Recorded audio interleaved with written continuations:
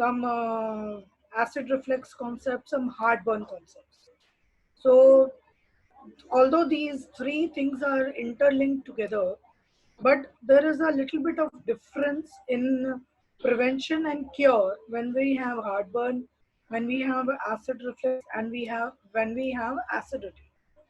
So what we can do in these three different conditions, this is what we will figure it out today, and we will discuss that how we can prevent it, because having it on regular basis can definitely be, we can prevent it first.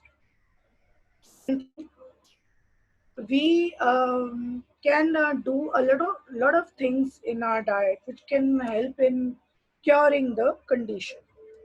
Okay, so there is a prevention, there is a cure, and there are things which we can do so that the things can become easier for you when you are having some troubles like this.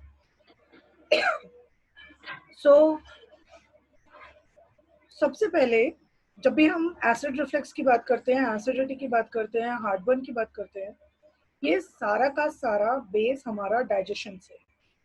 Okay, तो अगर हमारा digestion अच्छा होगा, अगर हमारा digestion proper होगा, absorption अच्छा होगा, अब्जॉर्प्शन प्रॉपर होगा, तो इस तरीके की प्रॉब्लम्स उतनी ज़्यादा नहीं होती। तो हमारा कंसंट्रेशन होता है कि हम अपनी हेल्थ में अपने डाइजेशन को इम्प्रूव करें, अपनी एसिडिटी को अवॉइड करने के लिए जो भी प्रिवेंटिव मेजर्स होते हैं वो सब कर सकें, और जब आपको ऐसी प्रॉब्लम हो रही है आप उसको क्योर कर सकें। तो बहुत सारे रीजंस होते हैं कि एसिड रिफ्लक्स क्यों होता है, बहुत सारे रीजंस होते हैं कि एसिडिटी क्यों होती है, हार्टबर्न। एक चीज दूसरी चीज को लीड करती है, एक चीज की वजह से दूसरी चीज होती है। तो what we can do is we can try and avoiding कि एक प्रॉब्लम को का सॉल्यूशन अगर दूसरी प्रॉब्लम को सॉल्व करके है तो हम दूसरी प्रॉब्लम को पहले सॉल्व करें। ठीक है, तो लेट्स स्टार्ट विद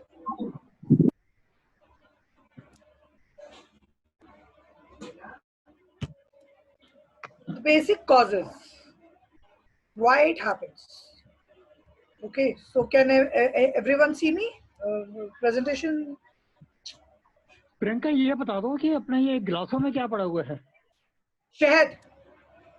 अच्छा, तो मैं पहले पता नहीं सोचता था, मैंने कहा ये आज आपने बियर या विस्की या कुछ रम वगैरह क्यों रखी? कलर वैसा है ना, कलर वैसा था। अच्छा, शहद है ये शहद है। सावन के अंधे को हरा ही हरा सूझता।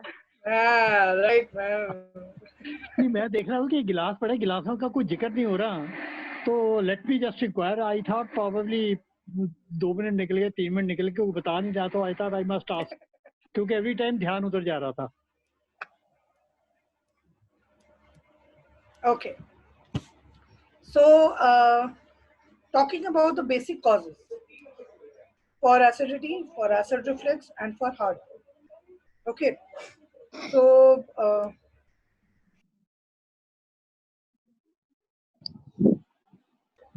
okay, constipation. Constipation is the first basic reason for having acidity. अगर आपका पेट ठीक से साफ नहीं हुआ है तो वो आपका सबसे बड़ा कारण है कि आपको उसकी वजह से एसिडिटी भी हो रही है, आपको हार्टबर्न भी होगा, और आपके एसिड रिफ्लक्स हार्टबर्न जिसको हम कहते हैं वो डेफिनेटली होगा, क्योंकि आपके पेट में क्लीनिंग नहीं हुई है। इस वजह से अब वो जो फूड पार्टिकल पड़े हुए हैं जो निकल नहीं रहे हैं बॉडी में से, वो आपस वो बर्न करते हैं। जब वो बर्न करते हैं तो एसिड प्रोड्यूस होता है हमारी बॉडी में, हार्टबर्न हमें फील होता है। ओके, तो पहला रीजन एसिडिटी का है कॉन्स्टिपेशन। जितने भी एल्डर्स होते हैं, जितने भी लोग होते हैं जिनको एसिडिटी का इशू है, उनको ये रियलाइज ही नहीं होता कि उनको कॉन्स्टिपेशन है। अब कॉन्स्टिपेशन का लेवल और सिवियरिटी आपकी एसिडिटी के लेवल और सिवियरिटी पे डिपेंड करता है। अगर आपकी कॉन्स्टिपेशन 3 डेज की है कि आपको 3 दिन में एक बार रिलीफ हो रहा है, या 2 दिन में एक बार हो रहा है, या पूरे दिन में एक बार भी बहुत मुश्किल से या बहुत हार्ड है, तो वो सारे फैक्टर्स आपकी एसिडिटी से डायरेक्ट लिंक करते हैं। तो अगर आपको 3 दिन में एक बार आपको लगता है कि आपको रिलीफ मिलता है, तो that is the biggest, that is the third level of constipation. That means आपकी कॉन्स्टिपेशन बहुत ज्यादा हाई है। ओके तो अब आता है कि दूसरा रीजन क्या है। दूसरा रीजन ये है that there is too much gap in between our main meals.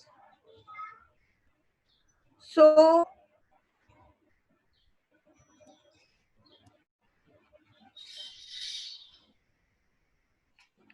okay, so what is the reason of having acidity is direct।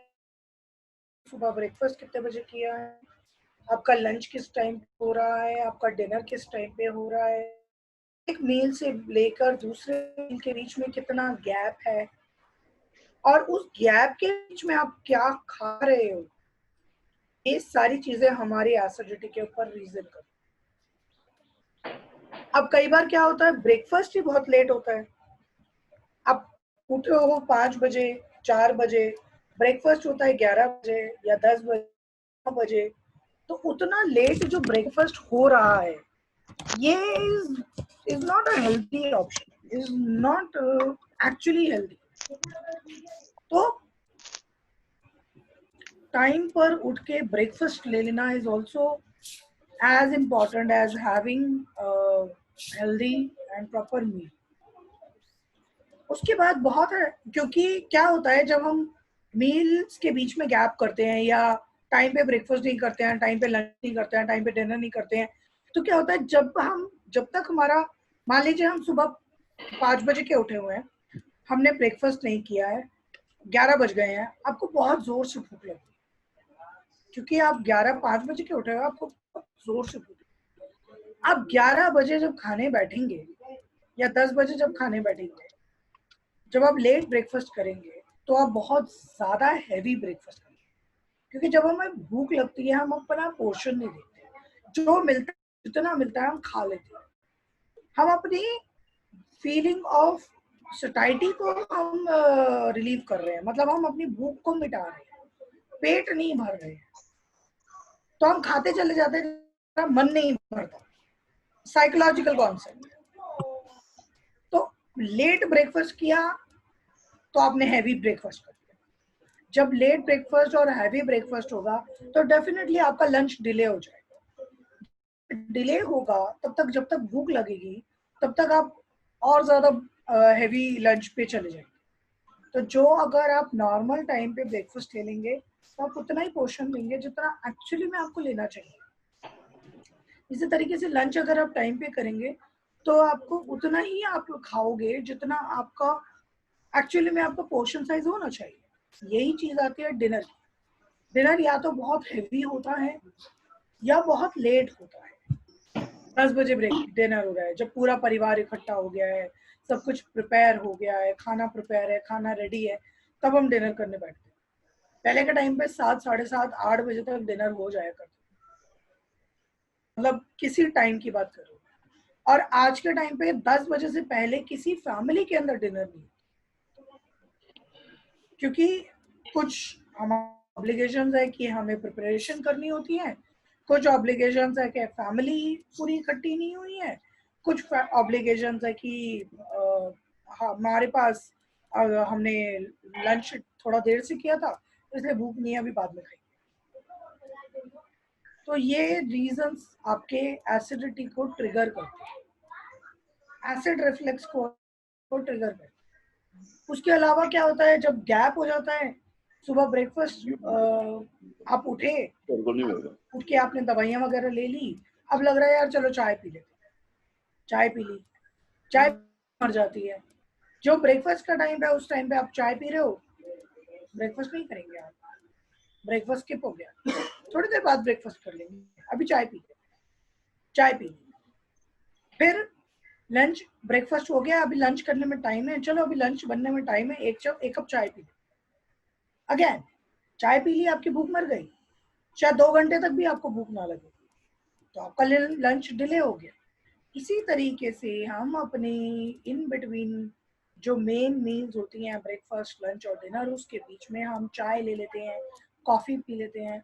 इसकी वजह से एक तो वो डिले हो जाता है, दूसरा अगर आपको एसिडिटी हो रही है, हार्ट बर्न हो रहा है, तो ये सारी चीज़ें उसको ट्रिगर करती हैं। क्या है, निकोटिन है, ये सारी चीज़ें आपको आपके उस चीज़ को ट्रिगर करती हैं, आपकी एसिडिटी को बढ़ाने में आपको प्रमोट करते हैं।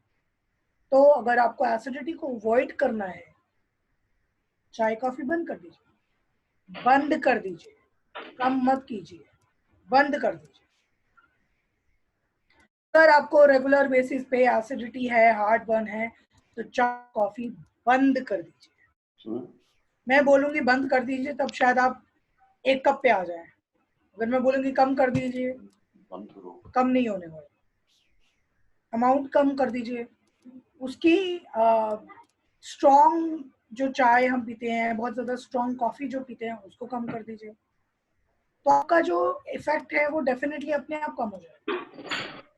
एक बहुत बड़ा रीज़न और होता है एसिडिटी का, जो आप मेडिसिन खाते हैं, जो आप डायबिटीज़ की गोली खाते हैं, हाइपरटेंशन की खाते हैं, या कार्डियक इश्यूज से रिलेटेड जो आप गोलियां खाते हैं, उन सब मेडिसिन की वजह से डेफिनेटली आपको एसिडिटी और हार्ट बर्न का इशू होता है। इन सिचुएशंस को अवॉइड करने के लिए बहुत बार डॉक्टर्स मॉर्निंग में एंटा एसिड लेने के लिए बोलते हैं कि आप खाली पेट एंटा एसिड ले लीजिए, ताकि आपको दवाइयों का असर ना हो। पर आप ऑलरेडी इतनी दवाइयाँ खा रहे हैं, अगर आप एक एंटा एसिड खा लेते हैं तो अननेसेसरी का आपने एक दवाई ऐड कर। हम अगर उसको डाइट से प्रिवेंट कर सकते हैं तो बेटर है कि हम उसको डाइट से प्रिवेंट करें। दूसरा एक और फैक्टर होता है, कई बार एंटा एसिड लेने के बाद भी एसिडिटी में रिलीफ नहीं मिलता। एंटा एसिड लेने के बाद भी आपको इन बिटवीन दिन में एक बार ऐसा लगेगा कि हार्ट बर्न हो रहा है, गले में जलन हो रही है, या पेट बहुत हैवी हैवी हो।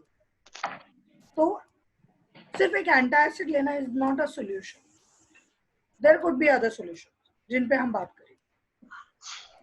एक और बहुत बहुत बहुत बड़ा रीजन होता है एसिडिटी का या हार्ट बर्न का, वो है लेस मूवमेंट। आप पूरा दिन एक ही जगह पर बैठे हैं, या पूरा दिन बिस्तर पर लेटे हुए हैं, या पूरा दिन आपकी फिजिकल एक्टिविटी बहुत कम है या ना के बराबर है, आपको डेफिनेटली एसिडिटी, आपको डेफिनेटली पेट में जलन होगी, आपको डेफिनेटली थ्रोट में जलन होगी, फूड पाइप में जलन होगी। क्योंकि जब हम खड़े होते हैं तो हमारा स्टमक का ग्रेविटी के साथ जो इंटरलिंक है, वो हमारे ब्लड सर्कुलेशन उसी से ही क्लियर होता है।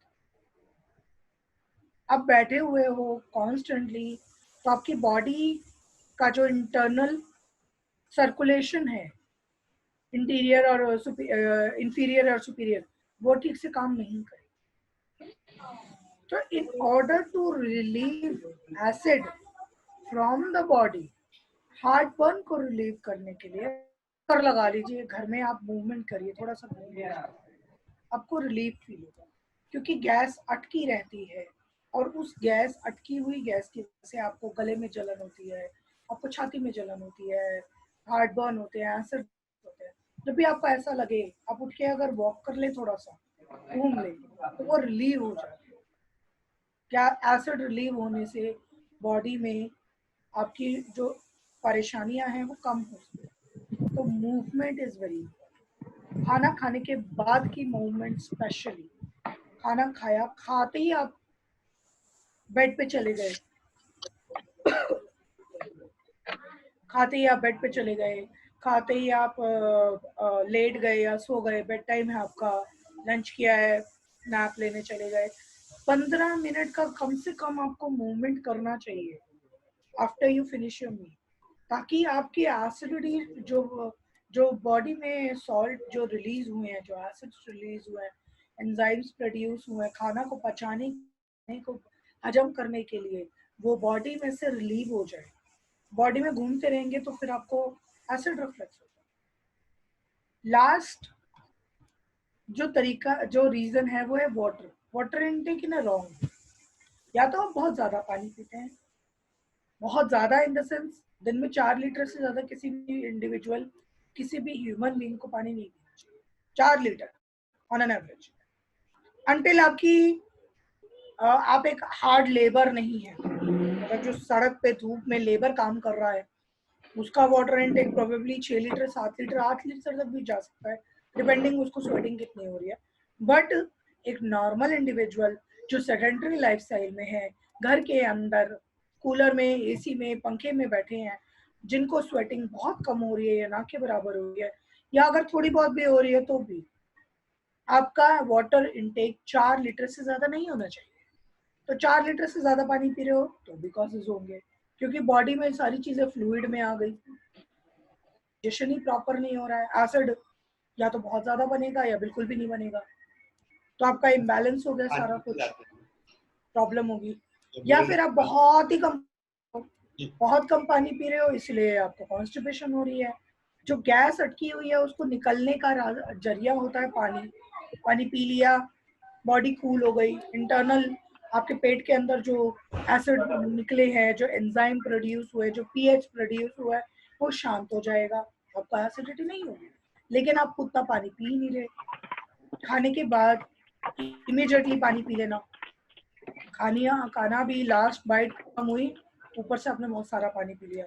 पानी पी लेना is not an issue, but बहुत सारा पी लेते तो आपको एसिडिटी हो सकती है, क्योंकि खाना पचाने के लिए जो एंजाइम्स प्रोड्यूस हुए वो सारे के सारे आपने डाइल्यूट कर दिए, तो फिर आपको प्रॉब्लम होगी। खाने के बीच बीच में पानी पीना, अंदाजा नहीं है कि खाने के बीच बीच में पानी पीना कितना मुश्किल हो सकता है। अगर आपको लगता है कि खाने के बीच में पानी पीना मजबूरी है क्योंकि निगलने में दिक्कत होती है या अंदर लेने में दिक्कत होती है, तो उसके अल्टरनेटिव और भी हैं। पानी उसका अल्टरनेटिव नहीं है। हम डाइट में ऐसी बहुत सारी चीजें साथ में ले सकते हैं जिनसे वो निगलने की परेशानी, अंदर लेने की परेशानियां कम हो सके। तो खाने के बीच में तो बिल्कुल नहीं पीना चाहिए। कभी आपको लगता है कि स्वॉलोइंग में दिक्कत है, उसके और सॉल्यूशन है। तो these are the basic reason उनकी वजह से एसिडिटी होती है हार्ट। अब हम पहले प्रिवेंशन की बात करेंगे, फिर क्योर की बात करेंगे, क्योंकि अगर हमने प्रिवेंशन कर लिया तो हमें क्योर पे उतना ज्यादा एफर्ट लगाने की जरूरत नहीं है। ठीक है, तो प्रिवेंशन तीनों कंडीशन में होगा।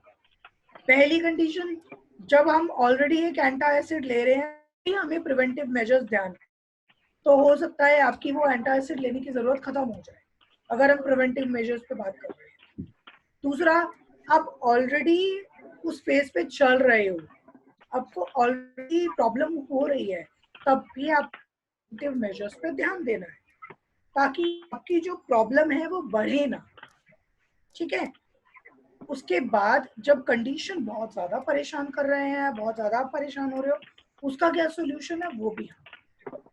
तो let's talk about prevention first. क्या क्या प्रिवेंशन हो सकता है? वॉच आउट कि आपको कितनी कॉन्स्टिपेशन है, किस लेवल की कॉन्स्टिपेशन। तो आप अपनी ट्रीटमेंट करेंगे कॉन्स्टिपेशन की, एसिडिटी की नहीं। हमारा फर्स्ट फोकस, अगर पेशेंट को तो हमारा फर्स्ट फोकस होगा कॉन्स्टिपेशन का इलाज करना, एसिडिटी का नहीं। हाँ, नो डाउट एसिडिटी की दवाई आप खाएंगे अगर आपको बहुत ज्यादा परेशानी है, क्योंकि अगर आप नहीं लोगे, एसिडिटी को ट्रीट नहीं करोगे, तो उसके कॉन्सिक्वेंसेस अलग हो सकते हैं। तो definitely you gonna take care of your constipation with acidity prevention measures.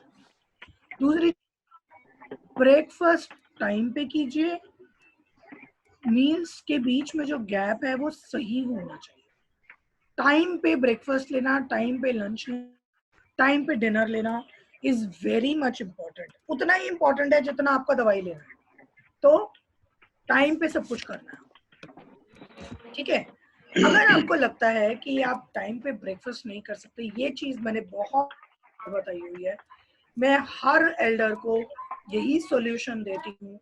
अगर आपको लगता है ब्रेकफास्ट लेने में आपको टाइम लगेगा, अभी ब्रेकफास्ट का टाइम नहीं है, ब्रेकफास्ट रेडी नहीं हुआ है, अभी भूख नहीं है, तो आप या तो दूध पी लीजिए, आप बटर मिल्क ले लीजिए, कोकोनट वाटर ले लीजिए, आप फ्रूट खा लीजिए, have something other than T, other than चाय, चाय के साथ टोस्ट के साथ biscuits, other than that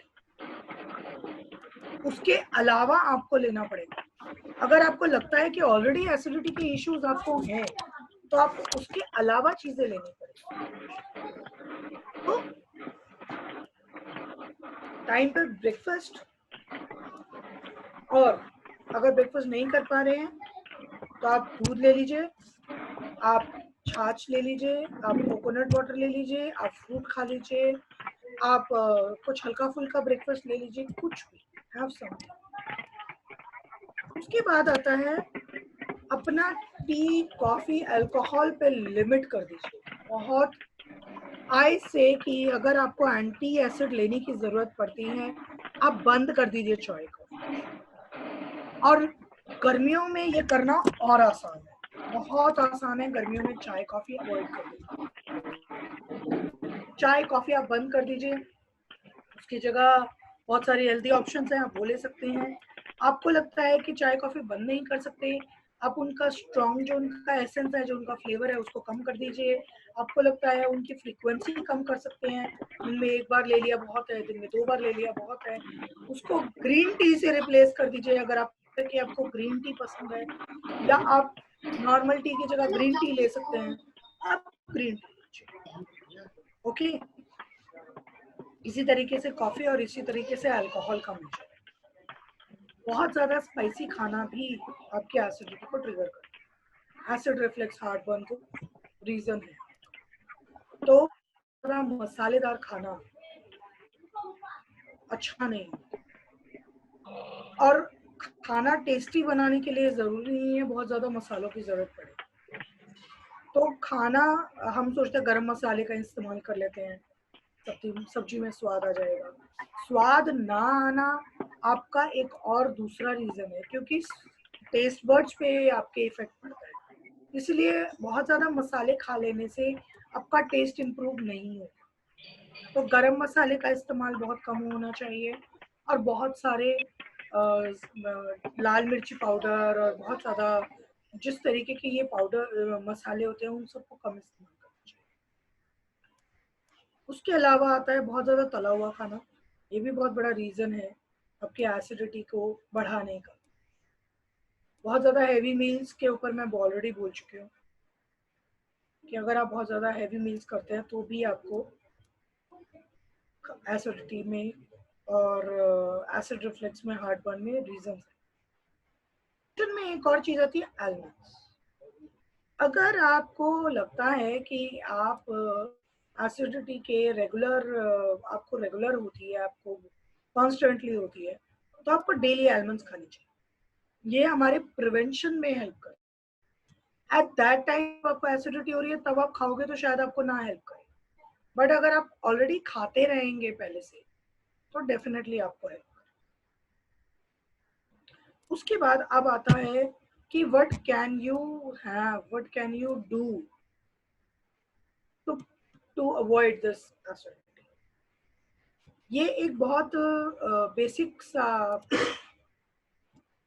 remedy है। कोल्ड मिल्क, दूध को, कच्चा दूध नहीं, उबाल के ठंडा करके फ्रिज में रख दीजिए। रोज सुबह खाली पेट 1 गिलास दूध पीने से, ठंडा दूध पीने से, बिना किसी फ्लेवर के आपको एसिडिटी नहीं होगी। सुबह का 1 गिलास ठंडा दूध आपका एंटी एसिड का काम करता है। जो आप एक टैबलेट लेते हैं एंटी एसिड की, वो काम आपका 1 गिलास दूध कर देता है। तो अगर आप ऑलरेडी खा रहे हैं इतनी सारी, why unnecessary having one more tablet? Acid, anti acid मत लीजिए, उसकी जगह 1 गिलास दूध पी लीजिए। अब आता है कि थायराइड की दवाई तो पहले खानी, थायराइड की दवाई पहले खा लीजिए। जो भी शुगर, थायराइड ले लीजिए पहले, नो प्रॉब्लम, एंटी एसिड को छोड़ के। उसके बाद 1 गिलास दूध पी लीजिए बिफोर योर ब्रेकफास्ट। ब्रेकफास्ट के साथ नहीं लेना। जब आप दूध ले लेंगे तो हो सकता है आपका ब्रेकफास्ट थोड़ा सा डिले हो जाए, लेकिन आपका एसिडिटी का रीजन सप्रेस हो जाएगा, हार्टबर्न का रीजन सप्रेस हो जाएगा। ये आप डेली कर सकते हो अगर आपको डेली हार्टबर्न होता है, डेली एसिडिटी। दूसरा, ईटिंग एन एप्पल और अ बनाना एवरी डे।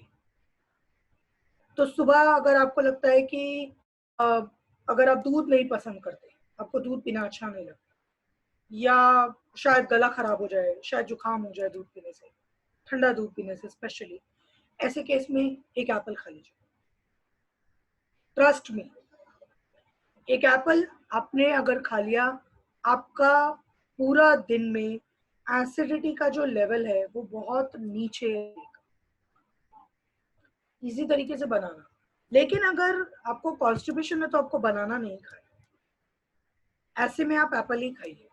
अगर आपको कॉन्स्टिपेशन नहीं है, अगर आप डायबिटिक नहीं हो, अगर आप ओवरवेट नहीं हो, तो आप डेली बनाना खा सकते। लेकिन अगर इन तीनों में से कोई एक कंडीशन भी है, और तीनों अगर है तो भी बनाना नहीं खाना है, तब आपको एप्पल पे फोकस करना। लेकिन अगर ऐसी कोई प्रॉब्लम नहीं है तो एप्पल या एक ग्लास दूध, 3 ऑप्शन मैंने दिए हैं आपको खाली पेट खाने के या पीने के। उसके बाद आता है एलोवेरा जूस। चलिए, आपने एप्पल भी नहीं खाना है, आपको बनाना भी नहीं चाहिए, आपको बनाना भी नहीं खाना है, आपको दूध भी नहीं पीना। Apple juice, aloe vera juice. Aloe vera juice के अंदर नेचुरल फैक्टर्स होते हैं जो आपकी बॉडी के अंदर के एंजाइम्स को और हाई पीएच को कंट्रोल करते हैं, एसिड को कंट्रोल करते हैं। तो एलोवेरा जूस सुबह सुबह पीना खाली पेट आपके पेट को इतना रिलीफ देगा। इनफैक्ट अगर आपको लगता है कि सिर्फ खाली पेट सुबह ही नहीं, इन बिटवीन भी अगर आपको कहीं अनईजी हो रहा है, आपको एसिडिटी हो रही है, आपको हार्टबर्न फील हो रहा है, ऐसे में आप एलोवेरा जूस ले लीजिए। बिलीव मी, बहुत रिलीफ मिलेगा।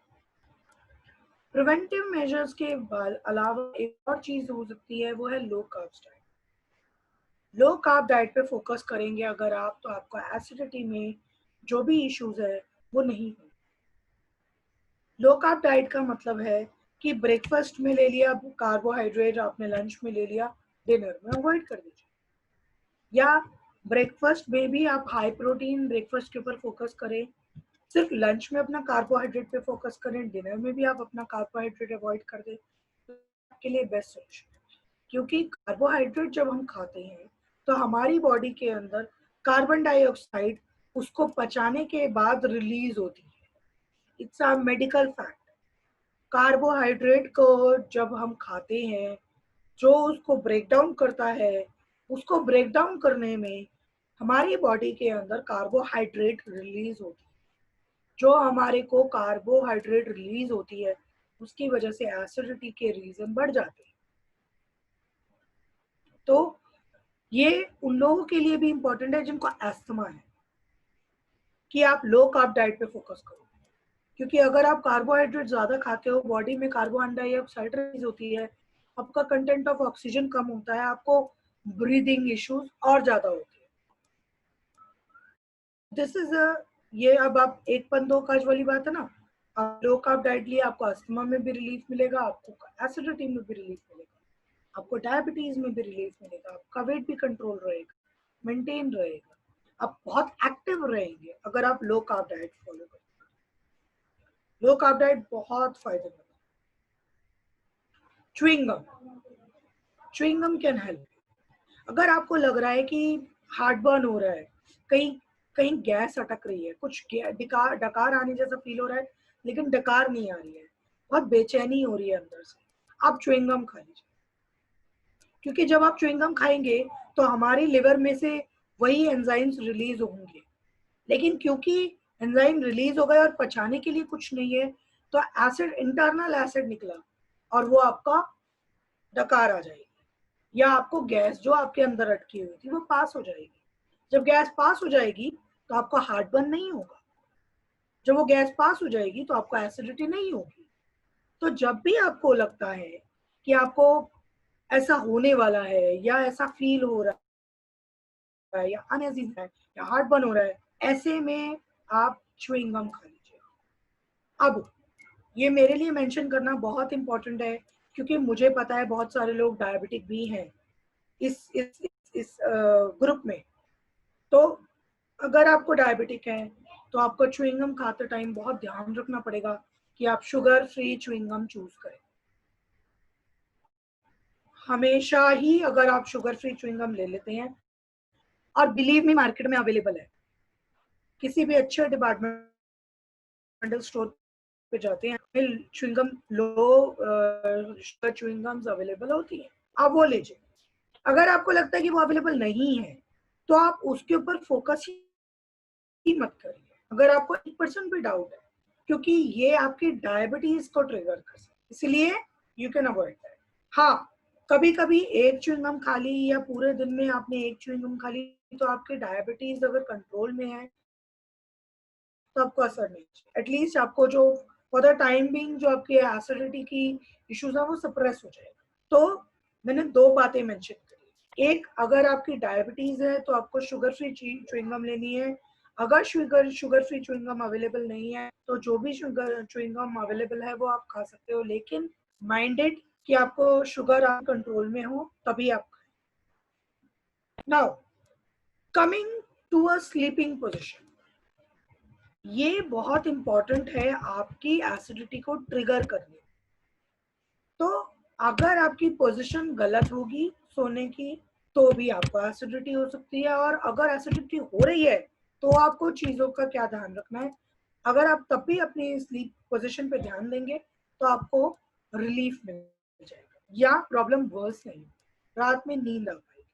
बहुत इतनी ज्यादा हो रही होती है, बेचैनी इतनी ज्यादा आ रही होती है, इतना ज्यादा हार्ट बर्न हो रहा था, जलन हो रही होती है, फूड पेट में जलन हो रही होती है, उसको उस कंडीशन में सोना बहुत मुश्किल हो जाता है। तो ऐसे में आप दो पोजीशन पे सो सकते हो, या तो आप उल्टे हाथ की करवट पे सोइए, सीधे मत सोइए बिल्कुल।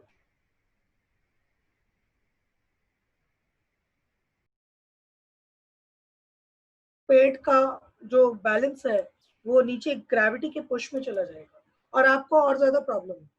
तो या तो आप लेफ्ट करवट पे सोइए ताकि आपका डायफ्राम अपनी पोजीशन पे रहे, दूसरा या फिर आप एलिवेटेड पोजीशन पे सोइए, मतलब हल्का सा मोटा तकिया लगा के या 2 या 3 तकियों को इस तरीके से लगा के कि आप कमर तक 45 डिग्री के एंगल पे सो रहे हैं, एलिवेटेड पोजीशन पे सो। आपकी एसिडिटी अगर आपको हो रही है, हार्ट बर्न अगर आपको हो रहा है तो वो आपकी ट्रिगर नहीं होगी। बहुत ज्यादा परेशानी हो रही है सोने में तो वो आपको रिलीफ मिलेगी, आपको आराम से नींद आ जाएगी। तो या तो लेफ्ट साइड करवट पे सोना या एलिवेटेड पोजीशन पे सोना, यानी कि 45 डिग्री के एंगल पे सोना, ठीक है। ये सब आप कर सकते हो अगर आपका एसिडिटी हो, लेकिन बहुत बार जब हो रही होती है तब क्या कर सकते हैं, तब हम ये कर सकते हैं, सम होम रेमेडीज। तुलसी पत्ता वरदान है, तुलसी पत्ता हिंदुस्तानियों के लिए तुलसी पत्ता इतने फायदे देता है। अगर आपको एसिडिटी हो रही है आप 4-5 पत्ते मुंह में रख लीजिए, जीभ पर आप उसको निगल जाइए पानी के, आपको बहुत रिलीफ मिलेगा। 1 मिनट में सुन रही हूँ। ठीक है, तो तुलसी पत्ता बहुत अच्छा है, एक नेचुरल पेट को ठंडक देता है।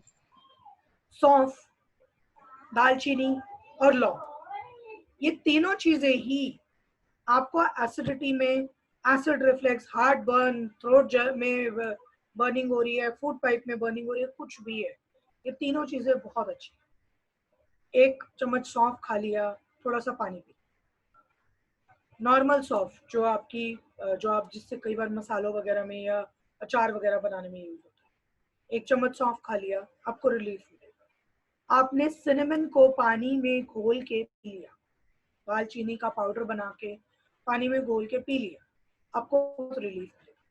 4-5 लौंग मुंह में रख लीजिए, थोड़ा लौंग का रस आपके पेट में जाएगा, आपको रिलीफ मिलेगा। बहुत अगर बहुत ज्यादा सीवियर केस है, बहुत ज्यादा कंडीशन हालत खराब है, तब उस केस में इन सबको करने से शायद उतना ना रिलीफ हो, बट अगर आपको थोड़ा थोड़ा होना शुरू हो गया आप तभी ये कर लो तो वो आपकी कंडीशन वर्स नहीं है। इसके अलावा गुड़ भी बहुत अच्छा रहता है, अगर आपको एसिडिटी हो रही है, आपको लग रहा है कि बार बार डकारें आ रही हैं, चैन नहीं मिल रहा, बेचैनी हो रही है, गले में जलन हो रही है, थोड़ा सा गुड़ मुंह में रख लीजिए। आपको जो, क्योंकि गुड़ खाने से जो नेचुरल स्वीटनेस है वो जब पेट के अंदर जाएगी तो पेट को कूलिंग मिलेगी। हाँ, कूलिंग मिलेगी, इसलिए आपको जैगरी में बहुत फायदा होगा। तो जैगरी आप यूज कर सकते हैं। बटर मिल्क, ठंडा ठंडा छाछ 1 गिलास आप पी लीजिए। अगर आपको डकारें आ रही है, छाती में जलन हो रही है, आपको रिलीफ, 1 कटोरी दही खा लीजिए, लेकिन मीठी लस्सी नहीं लेनी या दही में मीठा नहीं लेना। ये इसलिए इम्पोर्टेंट है क्योंकि जब दही अपने आप में एक एसिडिक चीज है, दही में अपना नेचुरल एसिड होता है। जब आप उसके अंदर चीनी डाल देते हो तो वो डबल एसिड बन जाता है। चीनी उसके साथ एसिड के साथ और एसिड वाला काम करती है, वो आपको नुकसान करेगी। तो अगर आपको एसिडिटी हो रही है तो चीनी नहीं डालनी, मीठी लस्सी नहीं लेनी है, बटर मिल्क या प्लेन कर्ड आप ले सकते। जिंजर, थोड़ा सा का रस निकाला, थोड़ा सा उसमें ठंडा ठंडा पानी डाला, वो पी लिया। अदरक की चाय पीना तो बहुत लोग बोलते हैं, लेकिन अगर आपको इंस्टेंट रिलीफ चाहिए एसिडिटी से, अगर आपको एसिड रिफ्लेक्स का इंस्टेंट रिलीफ चाहिए, आप अदरक का रस 1 चम्मच रस निकालिए, 1 गिलास पानी में डालिए और वो पी लीजिए। आप चाहो तो इसमें शहद डाल सकते हो अगर डायबिटीज है तो भी, क्योंकि 1 चम्मच शहद से आपको उतना नुकसान नहीं होगा। 1 चम्मच शहद उसमें डाल लिया, वो पीने लायक हो जाएगा, वो पी लीजिए। अगर आपको लगता है कि अदरक का स्वाद अच्छा नहीं लगता, सिर्फ 1 गिलास पानी में 1 चम्मच शहद घोल के पी लीजिए। बिलीव मी, आपको थोड़ा सा रिलीफ उसी टाइम मिल जाएगा। सिप सिप करके अगर आप 1 गिलास पानी जिसमें आपने 1 चम्मच या 2 चम्मच शहद डाला हुआ है, मिक्स किया हुआ है, थोड़ा थोड़ा एक एक घूंट करके जब आपको पानी पिएंगे, आपका एसिड जो रिफ्लेक्स बन रहा है वो धीरे धीरे सप्रेस होना शुरू हो जाएगा, पेट में ठंडक मिलेगी। तो ये आप कर सकते। कोकोनट वाटर, आपको जलन हो रही है बहुत ज्यादा, आपने कोकोनट वाटर पी लिया, तो कोकोनट वाटर का बेनिफिट ये होता है कि उसको ठंडा भी नहीं करना पड़ता। हाँ, ठंडा करके अच्छा लगता है, वो एक अलग बात है, बट उसको ठंडा नहीं करना पड़ता। अब नेचुरल कोकोनट वाटर अगर आप पी लेते हैं तो आपका एसिडिटी में बहुत जल्दी रिलीफ होगा। एक एंटा एसिड या इनो का काम करता है ये कोकोनट। उसके बाद आता है जो बहुत कम लोगों को पता है, वो है मुलेठी। अगर आप थोड़ी सी मुलेठी मुंह में रख लें जब आपको एसिडिटी हो रही है या आपको एसिड रिफ्लेक्स हो रहे हैं, कुछ भी जो भी आपको प्रॉब्लम हो रही है, आपको मुलेठी से बहुत जल्दी रिलीफ। और मुलेठी वैसे भी डेली अगर आप ले लेते हो तो भी आपका वो एक प्रिवेंटिव मेजर होगा, आपको उस टाइम उस चीज को, कंडीशन को प्रिवेंट करने में मुलेठी बहुत हेल्प करेगी। तो ये सारी होम रेमेडीज, ये सारे प्रिवेंशंस उन सब कंडीशंस में है जब आपको एसिडिटी हो रही है, जब आपको एसिड रिफ्लेक्स हो रहे हैं, हार्ट बर्न हो रहा है, गले में जलन हो रही है, फूड पाइप में जलन हो रही है, छाती में जलन हो रही है, कहीं गैस अटक रही है, ये सारी चीजें आप कर सकते हैं। इसके अलावा मैं एक बात क्लियर कर देती हूँ कि इनो कब पिया जाता है। अगर आपको एसिड रिफ्लेक्स ऑलरेडी हो रहा है, अब तभी इनो पी लीजिए। एसिडिटी होते टाइम, आप जब एसिडिटी हो रही है, पेट में दर्द हो रहा है, उस टाइम पे इनो शायद आपको असर ना करे। ये यंगस्टर्स को असर कर सकता है, आपको शायद वो ना करे। तो बजाय कि इनो पे फोकस करने के या इनो की टैबलेट पे फोकस करने के, आप नेचुरल रेमेडीज पे फोकस करें, तो आपको कंडीशन को हेल्प करने में हेल्प मिलेगी। इनो की बजाय आप इन चीजों पे फोकस कर सकते हैं। ओके, तो this is all about acidity and this is all about acid reflux, heartburn. अब ये बताइए आप लोगों को मेरा टॉपिक कैसा लगा, कुछ आप मुझसे पूछना चाहते हैं, कुछ भी जो भी आपके माइंड में डाउट है, अगर आपको ऐसा कुछ लग रहा है प्लीज बताइए, I would love to. Madam ये बताइए, आपने बोला कि कार्बो कम कर खाना चाहिए, तो can somebody only fruit, is it possible for a diabetic?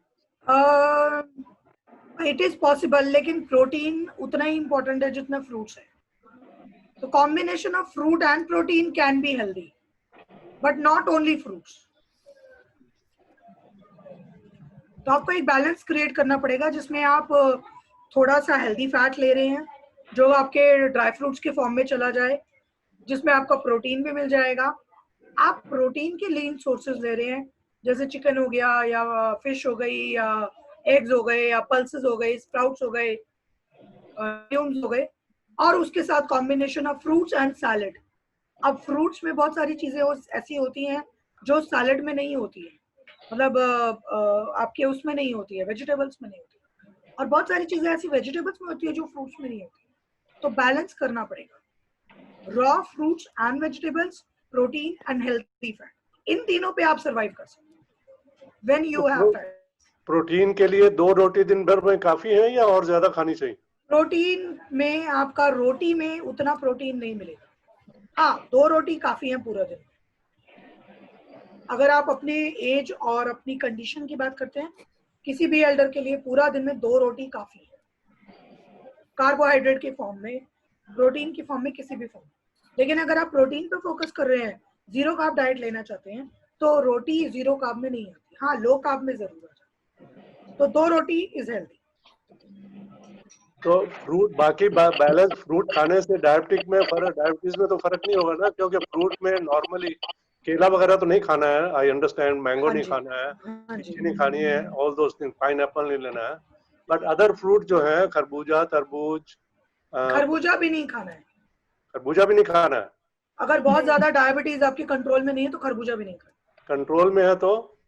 Control में है तो खा सकते हैं, सीजनल है खा सकते हैं, बट अगर कंट्रोल में नहीं है तो खरबूजा भी नहीं खाना।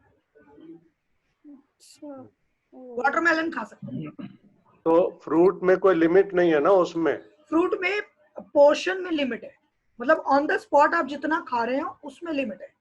आप एक बारी में पूरा वाटरमेलन एक साथ खाएंगे तो डेफिनेटली आपको असर करेगा। अगर आपने एक बारी में 1 स्लाइस या 2 स्लाइस लिया तो असर नहीं करेगा। थ्रू आउट द डे आपको डिवाइड करना पड़ेगा अपने फ्रूट्स को, with a little bit of portion of, थोड़ा सा साथ में स्प्राउट ले लिया, साथ में आपने एग ले लिया या दाल ले ली 1 कटोरी, ये सब चीजें, या 1 कटोरी दही ले ली, वो आपका फिर हेल्दी हो जाएगा। और बताइए सर। अच्छा आपका ओवरऑल कवरेज रहा and very apt, extremely good causes, prevention and repair. I just wanted to ask you, आपने चाय की बात जो की, मैं 3-4-5 प्याले चाय पीता हूँ, ब्लैक टी पीता हूँ, बिल्कुल हल्की, light, no sugar, no milk, और I feel very good. And second, आपने जो सोने का पोस्चर बताया लेफ्ट साइड में, योगा टीचर्स बताते ही हैं कि लेफ्ट साइड में हो, आपका stroking system is on the left side, it works very well. And आपने कोल्ड मिल्क की बात कही, कोल्ड मिल्क कॉर्नफ्लेक्स में दीजिए, फ्रूट्स डाल दीजिए उसमें, it's a very good wholesome breakfast. You can put some chia seeds, pumpkin seeds, sunflower seeds, almonds and all that. Very well explained, and you've given us choice to decide what we want. Thank you so much. Thank you ma'am, most welcome. बहुत ही अच्छा हमको होता है, ये जो कुछ आपने बताया ये बहुत होता है हमको, अब बड़ी फ्रीक्वेंटली होता है रात में खास से, क्योंकि हम लेट डिनर करते हैं, which is I know I am not good, I am diabetic also. तो डॉक्टर साहब हमको ये लगा कि हम हमेशा सोचते हैं कि गर्म होते हैं, हम सोचते, तो हमने कभी लॉन्ग, लेकिन सौंफ हम हमेशा खा लेते हैं और बैठ के सोते हैं, नींद आती है लेकिन इतनी तकलीफ होती है क्या बताएं। तो ये सब सुन के अच्छा, और सवेरे कोल्ड मिल्क तो नहीं पिया कभी, मतलब खाली पेट, और तो पीने की कोशिश करेंगे। आप ट्राई करके देखिए, ये जितने भी मैंने सॉल्यूशंस बताए, मैंने आपको एक ही ऑप्शन नहीं दिया, 3-4 ऑप्शन दिए। एलोवेरा जूस पीना शुरू कर दीजिए। आपको लगता है कि नहीं दूध अच्छा लगता है या नहीं मिल पाता, एलोवेरा जूस पीने में आपको ज्यादा टाइम नहीं लगेगा, तो में बहुत सारे अवेलेबल है। इनफैक्ट पतंजलि का सबसे बेस्ट है, उसको पानी में डाइल्यूट भी नहीं करना पड़ता, उसका ढक्कन आता है जो उसी में डाला और पी लिया। तो वो एलोवेरा जूस आप डेली ले सकते हो, उससे आपको डेफिनेटली जो डेली आपको प्रॉब्लम हो रही है वो डेफिनेटली रिलीफ मिलेगी। अच्छा, थैंक यू। और एक चीज पूछनी थी कि ब्रेकफास्ट हमारा तो लेट होता है, 10 के बाद ही होता है, तो सवेरे हम चाय पीते उठ के और हम पेंटोसिराइट ही खाते हैं, हमेशा बहुत सालों से खाते ही चले जा रहे, आज नहीं खाए लेकिन हम बता रहे हैं जरूर से खाते, तो वो खानी चाहिए कि नहीं? डेफिनेटली खानी चाहिए कि आपको वो खाने के बाद भी रात में प्रॉब्लम हो रही है। सोचो अगर आप नहीं खाओगे तो कितनी ज्यादा प्रॉब्लम होगी। दूसरी बात, अगर आपको उसकी इंटेंसिटी कम करनी है कि आप खाएं और उसके बाद भी आपको रिलीफ नहीं मिल रहा, तो इसका मतलब आपके खाने से आपको, आपके डाइट में कुछ ऐसे फैक्टर्स हैं जिनकी वजह से आपको प्रॉब्लम हो रही है। जी। तो जो भी मैंने डाइट के फैक्टर्स बताए हैं आप उनको वॉच आउट करो, उनको आप सबको अवॉइड करो। जैसे डिनर लेट हो रहा है, नो प्रॉब्लम, डिनर करने के 15 मिनट तक बैठो मत, इधर उधर आप घूम लो ताकि आपका एसिड जो है वो रिलीफ हो जाए। दूसरा, खाने के बाद सौंफ खा लो, प्रॉब्लम नहीं होगी। कुछ जूस ले लिया, एलोवेरा जूस ले लिया थोड़ा सा, तो रात तक सोने तक आपको प्रॉब्लम नहीं होगी। तो आप मॉर्निंग में ब्रेकफास्ट में ठंडा दूध ले लिया, तो ब्रेकफास्ट अगर लेट भी हो रहा है तो भी कोई फर्क नहीं पड़ेगा, नुकसान कम होगा। तो सुबह उठ के एक गिलास दूध ट्राई कर लीजिए, एक एप्पल ट्राई कर लो। अगर आपको लगता है कि नहीं मेरे को दूध पीने का दिल करता, आप छाछ पी लो, एक एप्पल ट्राई कर लो। हाँ, आपके पास बहुत सारे ऑप्शन हैं। और आपने बताया कि 2 ही रोटी खाओ दिन भर में, हम तो 2 सुबह और 2 डिनर में, 2 ब्रेकफास्ट में 2 रोटी और कुछ मतलब किसी चीज के साथ एग खाते हैं, एग के साथ खाते हैं, तो नहीं ठीक नहीं है। आप उसको कट डाउन कैसे कर सकते हो मैं वो बता देती हूँ। रोटी तो 4 हो गई 2 रोटी हमारे दिन। हाँ, आई एग्री, नो डाउट। आप 2 रोटी के साथ अगर सलाद पूरा एक बड़ा भर के ले लो कटोरा, जैसे एक टमाटर और एक खीरा, 2 चीजें आप पूरी सिर्फ आप खाओगे, तो आप डेफिनेटली देखो आप एक ही चपाती खा पाओगे, तब आपसे दूसरी चपाती खाई ही नहीं जाएगी। हाँ, ये तो बात थी। तो आपको चपाती पे फोकस नहीं करना है, आपको सैलेड पे फोकस करना है। अगर आप सैलेड सही खाओगे तो आपका फोकस चपाती आपसे खाई ही नहीं जाएगी, आप एक ही पे रुक जाओगे। तो अपना फोकस चेंज कर दीजिए, ईट मोर सैलेड, आपका सबसे बेस्ट सॉल्यूशन है लंच में और डिनर में कि आप सैलेड खा लीजिए। जहां तक बात है ब्रेकफास्ट की, ब्रेकफास्ट में आप चपाती इसलिए खाते हो क्योंकि आप ब्रेकफास्ट देर से करते हो और जब तक ब्रेकफास्ट करने बैठते हो तब तक बहुत जोर से भूख लग रही होती है, तो आप चपाती खा लेते हो। बट अगर आप सुबह उठ के एक एप्पल खा लोगे या आप दूध ले लोगे या बटर मिल्क ले लोगे तो आपको उतनी भूख नहीं लगेगी, अब शायद आप एक ही चपाती खा पाओ। अच्छा, आप ये चीज ट्राई करो, आपकी चपाती का कंटेंट अपने आप कम हो जाएगा। मैडम आपने कहा कि ब्रेकफास्ट नॉर्मली ज्यादा हैवी नहीं खाना चाहिए। नॉर्मली लोग बोलते हैं कि eat breakfast like a king and lunch like a prince and dinner like a pauper. तो इसका दोनों का रिलेशन आप थोड़ा बताएंगे, क्या वो ठीक है या आप जो बोल रही हैं ब्रेकफास्ट शुड बी लाइट वो ठीक है? सर, हर चीज का ना एक सही टाइम होता है, टाइम डिपेंड करता है आप किस एज ग्रुप में हो। जिस एज ग्रुप में आप हो, एक तो एज ग्रुप, दूसरा मेडिकल कंडीशंस, तीसरा फिजिकल कंडीशंस, फिजिकल चेंजेस। तो आपके जो आपकी फिजिकल कंडीशंस है उस पर डिपेंड करता है। दूसरा टाइम पर डिपेंड करता है।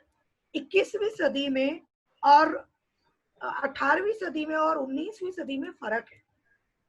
हमारा लाइफस्टाइल बहुत चेंज हो चुका है, हमारी द क्वालिटी ऑफ फूड बहुत चेंज हो चुका है, तो हमें भी टाइम के साथ बदलना पड़ेगा। ये उस टाइम का फ्रेज था जब किसान हुआ करते थे, जब वो लोग सुबह एक बार खाते थे और दिन भर मजदूरी करते थे। हम लोग ऐसा कुछ नहीं करते, हम लोग सोते भी किंग की तरह ही हैं। तो हम खा किंग की तरह नहीं सकते। अगर हम सोएंगे भी किंग की तरह तो और खाएंगे भी किंग की तरह तो बॉडी बैलेंस नहीं कर पाएगी। अगर हमें बॉडी को बैलेंस करना है तो हमें वो किंग से लेबर पे आना पड़ेगा। अब स्मॉल पोर्शंस दिन में 6 बार खा लीजिए, वो आपकी बॉडी उसको धीरे धीरे पचाएगी, धीरे धीरे आपको एब्जॉर्प्शन देगी, धीरे धीरे आपको एनर्जी देगी। लेकिन अगर आप हैवी ब्रेकफास्ट कर लेंगे तो वो उसको उतना ही एफर्ट लगेगा बॉडी को डाइजेस्ट करने में और आपको एनर्जी देगी। जी, तो एज फैक्टर बहुत मैटर करता है। Priyanka, yes sir. एक इनो के बारे में बताइए। मार्केट के अंदर ना बड़े ऑरेंज का है, लेमन का है, कई किस्म का है। तो हमारा दिल करता है कभी कोई अपना पानी में डालो 1 चम्मच और अपना पी लो दोपहर को, सुबह शाम को, बजाय के दूसरा पानी पियो। ये पानी पीना, इज इट ओके या not okay? Not okay, not okay. क्यों? बिकॉज आपको अगर कभी कभी आप लेते हो तो आपकी असर भी करेगा, लेकिन अगर आप रेगुलरली उसको ले रहे हो तो बॉडी की एक टाइम के बाद रिफ्लेक्ट करना बंद कर देगी। दूसरी चीज, पानी का टेस्ट चेंज करने के लिए कभी कभी दिल करता है उसको लेने के लिए। सर पानी का टेस्ट चेंज करने के लिए हमारे पास इतने नेचुरल चीजें हैं। तो आपने कई चीजें बताई हैं। असल में मैं तो कहता हूँ इसका थोड़ा सा हल्का सा वो गैस सी आती है ना, सोडे की जैसे, कार्बोनेटेड टाइप, तो it give some taste whatever it is. आपको टेस्ट चाहिए, आप हल्का सा काला नमक डालिए, लेमन डालिए और ऊपर से खाने का सोडा डालिए, आपका वो सोडा वाला सॉल्यूशन मिल जाएगा, आप उसको ले सकते। एटलीस्ट वो नुकसान नहीं करेगा ना। अच्छा, एक आपने वो बताया था कि लेफ्ट साइड पे सोने के लिए, और दूसरा एलिवेटेड। एलिवेशन कहाँ से देनी है? पैरों से देना है, सर से देना है, सर से देना है, बैक से, बैक से। ये इतना पोर्शन पीछे बैक से देना है। हाँ, आपका हाफ शोल्डर यहाँ तक आपका एलिवेशन होना चाहिए। मतलब ऊपर से, यहाँ से फूड पाइप शुरू होती है, तो यहाँ तक आपको एलिवेशन देना पड़ेगा। इतना एलिवेशन दोगे तो आपका वो ट्रिगर नहीं करेगा। मतलब सराहने मतलब 2 या 3 लगाते पड़ेंगे। 2 या 3 लगाए, तो ऐसा नहीं होना चाहिए कि सराहने सिर्फ यहाँ पर लगा रहे हैं, तो सराहने आपको कमर तक लगाने पड़ेंगे। कमर तक लगा, और जैसे बैठे हूँ बहुत, आधे बैठे आधे लेटे टाइप, आधे बैठे आधे लेटे टाइप, बीच में पूरा पीछे पूरा ऐसे कुशन वुशन और बैक पूरा सपोर्ट लगा के उस पोजीशन पे आपको। It really helps. हम तो सो भी जाते हैं। एस्थमेटिक कंडीशन हो तो भी आपको, कार्डिक इश्यूज है तो भी, क्योंकि हमारा ब्लड सर्कुलेशन बहुत स्लो हो जाता है जब कार्डिक इश्यूज होते हैं। उस कंडीशन में अगर आपको बहुत अनइजीनेस फील हो रही है, चेस्ट में टाइटनेस फील होती है, तब आप ऐसे सो सकते हो। और अगर हार्ट बर्न हो रहा है तब आप ऐसे, ये आपको डेफिनेटली रिलीफ देगा। मैडम, एक मेडिकल एडवाइस हमको मिला कि खाना खाने के बाद में यस सर 1 घंटा वॉक, ब्रिस्क वॉक वगैरह अवॉइड करनी चाहिए जी। आपने बताया कि खाना खाने के बाद 15 मिनट चल लें तो थोड़ा ठीक रहेगा, दोनों कंट्राडिक्टरी हैं जी। घर में चलो इधर उधर। सर एक्चुअली में वॉक का कॉन्सेप्ट भी अगेन उन लोगों के लिए है जिन लोगों ने बहुत ज्यादा हैवी मील किया है। दूसरा, आप बहुत फिजिकल एक्टिविटी बहुत कम करते हो तो आप उस चीज पे फोकस करो। लेकिन अगर आप, मेरा 15 मिनट्स वाला जो कॉन्सेप्ट था वो सिर्फ इसलिए था कि जब हम खाना खा लेते हैं तो हमारी बॉडी में जो सर्कुलेशन होता है फ्लूइड का, एंजाइम्स का, वो प्रॉपर तरीके से हो पाता है। क्योंकि खाना पचने में 15 मिनट लगते हैं, 20 मिनट लगते हैं डाइजेस्ट होने में। अपने खाते खाते जो डाइजेस्ट हो रहा है वो एक अलग है, वो ठीक है, बात ऐसा होता है। बट खाना खाने के बाद भी उस पर प्रोसेसिंग होती रहती है, तो प्रोसेसिंग जब तक कंप्लीट होती है, अगर आप खड़े रहते हैं या थोड़ा घूम लेते हैं तो वो आपकी बॉडी की सर्कुलेशन प्रॉपर हो जाता है। इस वजह से मैंने well explained. यस सर, बताइए sir. While having tea, sometimes I feel burning sensation. तो आप खाने के बाद 1 चम्मच सौंफ जरूर खाइए फिर। सौंफ, जी, ठीक है, उससे आपका प्रिवेंशन है कि आपने आगे ना हो उसके लिए। दूसरी चीज, डाइट में सारी चीजों का ध्यान रखना है। सैलेड नहीं होना चाहिए, आप सैलेड पूरा नहीं खा रहे होंगे। ठीक है, पूरे दिन में एक बार भी फ्रूट नहीं है तो नेचुरल बॉडी में नेचुरल हाइड्रेशन नहीं मिलती, उस वजह से एसिडिटी होती है। कॉन्स्टिपेशन है, उस वजह से एसिडिटी होती है। बैलेंस डाइट का हर जगह वही रोल है तो आपको बैलेंस डाइट पे भी फोकस करना पड़ेगा, ठीक है? तो खाने के बाद सॉफ्ट खा लीजिए, बैलेंस डाइट पे फोकस करिए, डाइट के बीच में गैप मत रखिए, टाइम पे ब्रेकफास्ट लेना, टाइम पे लंच लेना, टाइम पे बीच में अपना स्नैक लेना, टाइम पे डिनर लेना, प्लस अगर मेडिकल कंडीशन है तो टाइम पे दवाइयाँ लेना उतना ही इम्पोर्टेंट होता है। तो मैडम 4 घंटे का गैप होना चाहिए एक मील से दूसरे मील में? 3 घंटे का गैप होना चाहिए। 3 घंटे का? अच्छा। हर 3 घंटे के बाद अगर आपको लगता है 3 घंटे से ज्यादा का गैप हो रहा है, हल्का फुल्का कुछ भी हेल्दी स्नैक बीच में ले लीजिए। Okay okay. जहाँ 3 घंटे से ऊपर होगा चांसेस हैं कि वो फिर ट्रिगर्स बढ़ जाएंगे। अच्छा जी, अच्छा। मैडम तीन मेन मील्स होते हैं, ब्रेकफास्ट, लंच एंड डिनर। इसमें से अगर एक मील खाली फ्रूट का लेना हो तो कौन सा इफेक्टिव रहेगा, बेटर रहेगा, वेदर डिनर और ब्रेकफास्ट और लंच? अगर आपने प्रोटीन रिप्लेस करना है तो कोई भी अच्छा नहीं रहेगा, लेकिन अगर आप प्रोटीन ले रहे हो तीनों में से किसी भी मील में, तो फिर आप ब्रेकफास्ट और प्रोटीन, मतलब जो ब्रेकफास्ट है उसमें फ्रूट और प्रोटीन का कॉम्बिनेशन करके उसको हेल्दी कर सकते हैं। खाली फ्रूट अगर लेना हो, डिनर में अगर खाली फ्रूट लें और ब्रेकफास्ट में और लंच में अगर प्रोटीन में ले लें तो will it not be okay? या तो आप डिनर से थोड़ी देर पहले कुछ प्रोटीन सोर्सेज ले लीजिए, 1 घंटा पहले ले लिया कुछ, तो ठीक है, तो इट्स ओके। बट प्रोटीन का भी वो कॉन्सेप्ट फिर, क्योंकि आपका पूरा दिन का प्रोटीन कंटेंट पूरा नहीं होगा। अगर आप डिनर में या किसी भी एक मील में वो प्रोटीन मिस कर देंगे तो जितना प्रोटीन की रिक्वायरमेंट आपको बॉडी के थ्रू है वो आपको प्रोटीन पूरा नहीं होगा फिर। तो प्रोटीन इंटेक के लिए मतलब रेगुलरली प्रोटीन लेना होगा या दिन में 1 या 2 बार लेने से नहीं हो जाता? दिन में 6 बार प्रोटीन लेना पड़ेगा सर। दिन में 6 प्रोटीन लेना पड़ेगा। मसल वीकनेस आती है, बॉडी में फंक्शनिंग नहीं होती है, डायबिटीज कंट्रोल नहीं होती है। प्रियंका जी 6 मील्स खाना चाहिए बजाय 3। बिल्कुल 6 मील खा लीजिए, 6 के 6 में आप प्रोटीन पे फोकस करिए। डायबिटिक के लिए तो बहुत इम्पोर्टेंट, बहुत इम्पोर्टेंट है।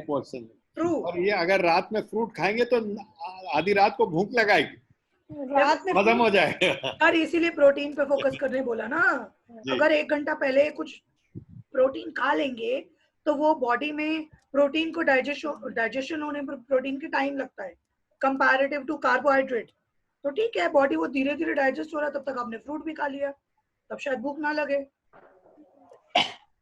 फ्रूट तो रात में खाना मना करते हैं, कहते हैं कि मतलब थ्रोट में और सब में गड़बड़ होता है, चेस्ट में। नहीं, वो आयुर्वेदिक कॉन्सेप्ट है कि फ्रूट ठंडे होते हैं। और बस फ्रूट को रात में सिर्फ इसलिए नहीं खाना चाहिए क्योंकि बहुत बार अगर आप डायबिटिक हैं तो आपका शुगर आपकी बढ़ सकती है। दूसरा, उनमें नेचुरल वाटर इनटेक होता है, अगर आपने फ्रूट खाया तो चांसेस आपका वो यूरिनेशन के लिए 1 बार 2 बार जाना पड़े। अच्छा, इसलिए रात में फ्रूट्स मना करते। इसी प्रोग्राम में एक फिटनेस एक्सपर्ट आए थे, उन्होंने बताया था कि पर्सनली वो रात को फ्रूट ही खाते हैं, तो उनके तो उनका एज ग्रुप भी ऐसे ही शुरू कर दिया। उनका एज ग्रुप अलग होगा सर, आप अपने मेडिकल कंडीशन पे फोकस करिए। आप डायबिटिक हैं? I am diabetic and he told me he was also hypertensive और ये फ्रूट खाने से और लाइफस्टाइल चेंज करने से he has got no hypertension. I am also hypertensive. तो मुझे भी, मैंने सोचा कि मेरा को भी हेल्प करेगा। इनफैक्ट हुआ भी थोड़ा हेल्प, क्योंकि मैंने अभी करीब 1 महीना से चेंज किया, उसके बाद शुगर टेस्ट कराया तो इम्प्रूवमेंट मिला मुझे। 6.6 HbA1c था जो 6.4 हो गया बाद। तो मुझे पहले डाउट था कि कहीं फ्रूट खाने से मेरा शुगर फास्टिंग बढ़ ना जाए डिनर में फ्रूट खाने से, but fortunately for me at least, I don't know for others, कि मेरा 6.6 था उससे पहले वाला HbA1c जो घट करके 6.4 आ गया। मेरा शुगर फास्टिंग 100 से कम पिछले कई सालों से नहीं आता था फास्टिंग, इस बार 99 आ गया fasting. That means after it was the test after the dinner जो फ्रूट का लिया था मैंने, तो वो क्योंकि मैं महीना से कर रहा था तो मैंने कहा अभी टेस्ट कर लिया जाए क्या रिजल्ट है। तो result was that it came to 99 fasting. तो ये सूट कर रहा था, इसलिए मैं आपसे भी शेयर कर लूं पता है कोई भी चीज अगर आप लॉन्ग टर्म के लिए फोकस करोगे, अगर आप यही चीज लॉन्ग टर्म में करते रहेंगे तो बॉडी आपकी डिप्राइव में चली जाएगी, क्योंकि बॉडी को उतना प्रोटीन नहीं मिलता। मैंने कहा कि हर चीज में बैलेंस बहुत इम्पोर्टेंट है, इस एज में बैलेंस बहुत इम्पोर्टेंट। आपके एडवाइस के हिसाब से आई एम टेकिंग 5 meals और 6 meals डेली। Very nice. जैसे मिल्क भी ले लेता हूँ 11 बजे, मैं आपके ये अटेंड करने से पहले ही मिल्क पिया है, और फिर शाम को चाय में थोड़ा बिस्किट्स वगैरह ले लेता हूँ। ठीक है, तो उसमें प्रोटीन का इंटेक आ ही रहा है। I think it is not that I am depriving my body of protein. Biscuits वगैरह से प्रोटीन का इंटेक नहीं आता। अगर अभी मैं कैलकुलेट करने बैठूंगी तो शायद आपका प्रोटीन इंटेक पूरा ना हो रहा हो। तो मेरा कहने का मतलब है आप फ्रूट्स खा रहे हो, नो डाउट खाइए, नो प्रॉब्लम। फ्रूट्स के साथ या तो एक कटोरी रायता, वेजिटेबल रायता कर्ड का बना लिया, या एक गिलास छाछ ले ली, या उससे पहले थोड़े से स्प्राउट्स खा लिए, वो आप कर लीजिए। तो आपकी शुगर भी कंट्रोल में रहेगी और आपका जो मसल्स का प्रॉब्लम रहेगा, मसल डिप्राइव में नहीं जाएगी। तो आप ये चीज भी ट्राई करके देखिए। ठीक है sir, thank you. No problem. All right. कोई और? I'd like to say something, Priyanka ji. Yes, please. Very beautifully explained, very well consolidated.